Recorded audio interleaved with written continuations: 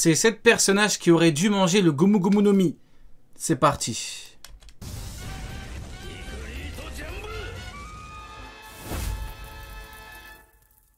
Vous le savez aussi bien que moi, il y a une multitude de fruits du démon dans One Piece consommés par une multitude de personnages. Vous savez également qu'un fruit du démon n'est pas propre qu'à une seule personne, car à la mort de cette dernière, son pouvoir se réincarne quelque part dans le monde et le fruit du démon du défunt en question retourne en circulation. C'est le personnage plus fort que Mihawk.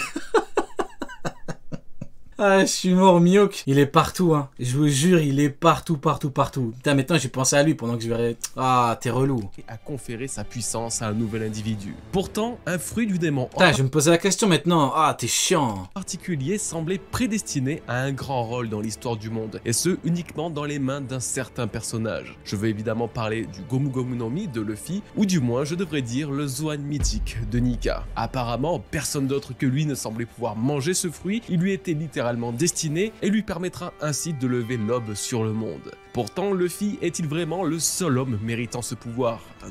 Ah, c'est bien qui aurait dû, pas qui aurait pu. D'accord. Ah, t'imagines mes Rayleigh et tout. J'ai bien envie de Notre personnage découvrir. n'aurait-il pas pu devenir le nouveau dieu du soleil? C'est ce que nous allons voir aujourd'hui dans cette nouvelle Goji. vidéo. Vous allez très vite vous rendre compte que le Gomu Gomu no Mi aurait pu, et à de très nombreuses reprises, être consommé par un autre que Luffy. Que ce soit par le destin qui les a mis sur la route de ce fruit mythique, ou bien même par leur personnalité collant parfaitement à celle du dieu Nika, découvrez ces personnages qui auraient pu manger le Gomu Gomu. Ah, pas mal l'image. D'ailleurs, pas mal le nouveau décor de Goji, hein. Oh, pas mal. Ah, vous voyez. Voilà pourquoi je dis que le design du Gear 5, il est incroyable. Vous avez pas remarqué que il peut aller à tout le monde? Vous avez pas remarqué? Regardez Dragon. Masterclass. Regardez Roger. Incroyable. Même Barbe Noire. Même l'horrible Barbe Noire, ça lui va bien. Ah, ça a trop de flow, le full blanc. Ah, c'est un flow de ouf. Ah, j'aime trop. Voilà, ceux qui disent ouais, arrêtez de parler de puissance. Voilà, eux ils veulent qu'on parle que de flow. Parce que généralement quand tu essaies de pousser un peu, siècle oublié et tout, ils veulent pas en parler. Ah bah non, ils ont rien à dire, donc forcément, ils ont pas d'idée. Excusez-les. Voilà, ils veulent qu'on parle que de flow. On va en parler, hein. Parlons-en, regardez le flow de Roger. Il a pas le top 1 flow OP. Parlons français les gars. Roger, il n'a pas le top 1 en termes de flow. Épée en gold. C'est même pas le meilleur épéiste au monde, il n'est pas en gold. Attendez, pourquoi Barbe Noire il tient la tête de Roger là? Ça va pas là? Oula! Retire ta main toute sale là. On sait même pas où elle a traîné ta main. On sait même pas ce que t'as frotté avec, sale crasseux. Retire ta main là. Ah, quelle horreur. Gomu no Mi. Si vous voulez soutenir gratuitement la chaîne et simplement, n'oubliez pas de liker cette vidéo. En vrai, un petit objectif à 20 000 pouces bleus, c'est le minimum pour notre flotte, on est d'accord? Abonnez-vous également pour ne pas manquer les prochaines reviews et théories. Vous êtes plus de 40% à suivre la chaîne sans l'avoir rejoint. 43 de non-abonnés. 43%. Ah ouais. Alors n'hésitez plus. Merci à vous et découvrez dès à présent. Ah, les gens, c'est des radins. Hein. L'abonnement, il est gratuit, mais ils veulent pas s'abonner. Bande de crevards. Non, vas-y, je vais arrêter. J'ai trop de vannes qui viennent en tête là. Vas-y, vas-y. Je vais arrêter, J'ai trop de vannes là. Comme va le faire Luffy. Roger, l'homme qui a changé le monde.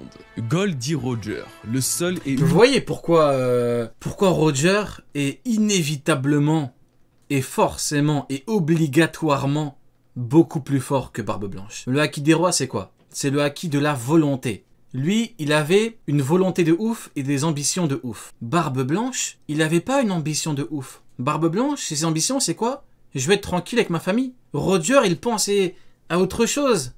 Roger, il pense au monde. Barbe Blanche, il était avec Xebec, hein. Arrêtons de comparer n'importe qui. On peut pas comparer des gens à part Xebec à Roger. On peut pas. Son seul vrai rival, c'est lui. Et quand on était malade, c'était Barbe Blanche. Mais Garp, le pauvre Garp, jamais de la vie il s'approchait son niveau. Jamais de la vie. Comme à avoir Allez, on va écouter.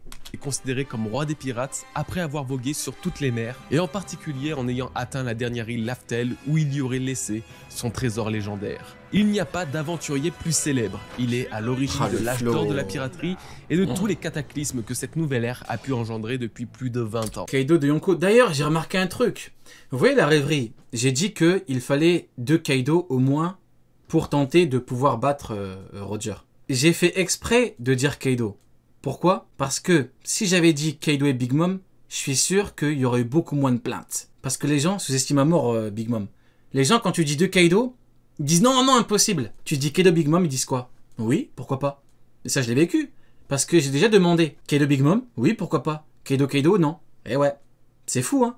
Mais les gens, quand tu dis Kaido Kaido, non. C'est impossible. Parce que les gens pensent que Roger, c'est un petit. Je suis désolé, mais si tu me dis que un Kaido a des chances contre Roger, c'est que tu crois que Roger est un petit. Tu crois que Xebec est un petit. Arrêtez, les gars, un petit peu de sérieux. Alors, en quoi On a l'habitude, c'est comme Kidelo. Kidelo, jamais de la vie, Big Mom contre Kidelo. Et à la fin, bon, c'est évident. Mais on me dit quoi maintenant? On me dit, oui, t'aurais voulu qu'il combatte qui? Bah, je sais pas, petit clown. Quand j'affirmais Kidelo Big Mom, tu me disais quoi? Kidelo contre qui? Remémore-toi.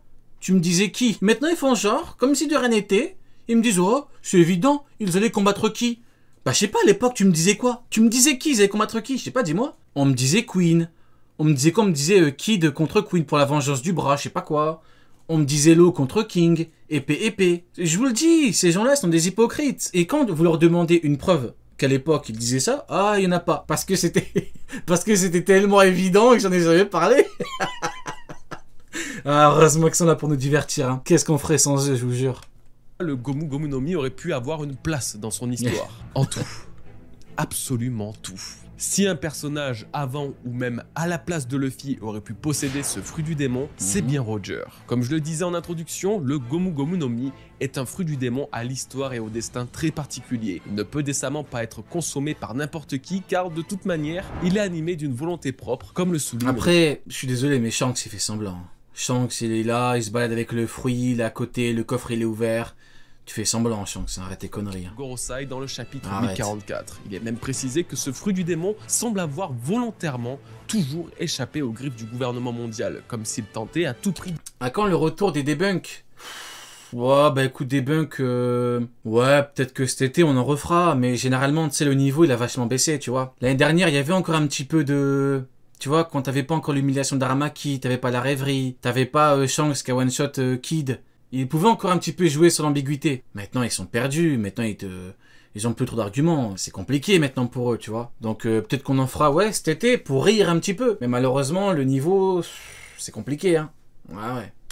De les éviter. En effet, Roger cochait absolument toutes les cases pour prétendre au titre de dieu du soleil que Luffy possède aujourd'hui, précisément car ces deux personnages sont parmi les plus similaires de tout One Piece. Il est le seul à avoir appris la véritable histoire du siècle oublié, chose qui n'a plus été faite depuis 800 ans. Une époque précise d'où vient justement ce fruit du démon, faisant de lui un véritable élu de ces derniers siècles. Il a accompli ce que le gouvernement mondial craignait le plus au monde. T'imagines Roger, le niveau qu'il a atteint, sans le Gomu Gomu no Mi? Sans le Niken Nikonomi plutôt. T'imagines un petit peu Roger avec le fruit.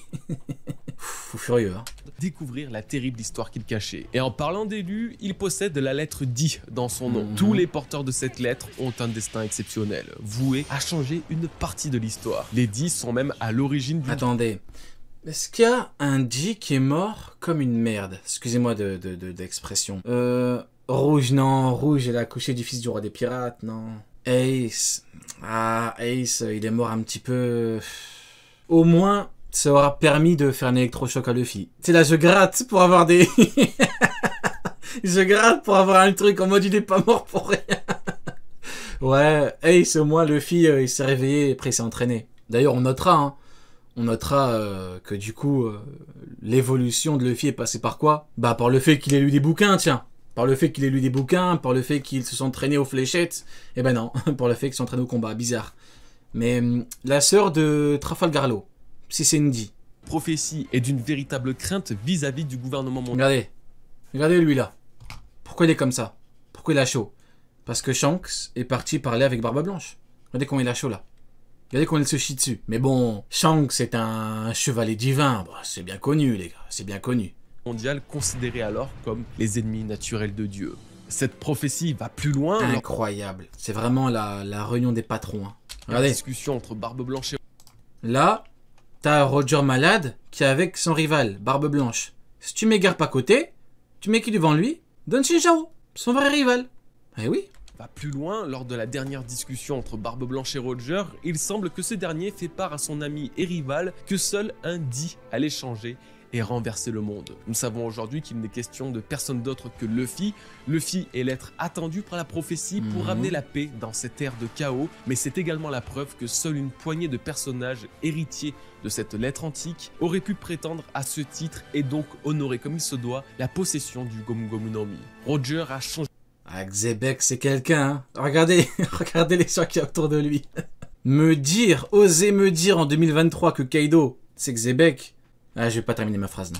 Changer le monde de manière Incroyable. irréversible. On se rend facilement compte que sans lui et sans la quête au One Piece qu'il a lancé, Luffy n'aurait pas eu la même histoire et n'aurait pas vécu la même aventure qu'actuellement. Pas seulement Luffy, c'est toute une génération de pirates exceptionnels et les derniers mots qu'il a prononcés à sa mort. Tous les événements d'aujourd'hui sont intimement reliés à ce jour fatidique d'il y a 24 ans qui a marqué la fin du roi des pirates. Et bien sûr, il possédait à l'origine un certain chapeau de paille. Si le Gomu Gomu no Mi est l'un des plus célèbres emblèmes de One Piece, l'autre est sans aucun doute le chapeau de paille porté par Luffy. Le hasard fait ma foi très bien les choses puisque ce chapeau n'est pas qu'un accessoire et il semble avoir une véritable signification, une vraie importance dans l'histoire comme en témoigne celui présent dans les profondeurs de Marie-Joise. En faisant la liste, on se rend facilement compte que si un seul personnage aurait pu remplacer Luffy en tant qu'élu ultime, eh bien c'est Roger. À ce jour, tout nous porte à croire qu'il n'avait pas de fruit du démon. Jamais les pouvoirs ne domineront le monde. Roger n'en avait pas. Preuve que les choses sont bien faites. Voilà, il parle de qui? Au bout d'un moment, vous voyez, on a beaucoup parlé, on a beaucoup expliqué, on a fait la démarche de tenter d'expliquer aux gens qui était Roger. Si vous ne voulez pas nous écouter, nous, ayez au moins la décence d'écouter Kaido. Au moins. Là, Kaido, il n'est pas dans l'optique où il est arrogant, où il dit « moi, je suis ça ». On ne peut pas me battre. Là, il n'y a pas de ça. Là, il te parle du vrai patron des mers. Là, il te dit c'est qui. Les pouvoirs ne peuvent pas dominer. Parce que Barbe Blanche avait surtout le pouvoir, eh ben Roger avait surtout le haki. Et qui était le meilleur? Ah, eh ben Roger. Eh oui, hein. De son vivant. Mais s'il en avait possédé le patron. ça serait sans l'ombre d'un doute le Gomu Gomu no Mi pour toutes les raisons que j'ai citées. Burgess, l'homme qui a failli toucher le Gomu Gomu no Mi. Cet personnage qui aurait dû... Je pense qu'il veut dire qu'il aurait pu. Non, je pense qu'il veut dire qu'il aurait pu, là. Du bout des doigts. On connaît tous le schéma de réapparition des fruits du démon. Un fruit est consommé, il accorde ses pouvoirs à son utilisateur et retourne dans la nature lorsque ce dernier décède. T'imagines, Purgess, il mange le fruit. Oh, la honte. Le fruit va dire non. Vous voyez dans Dragon Ball, quand Végéto est changé en bonbon, même il se bat contre Boo.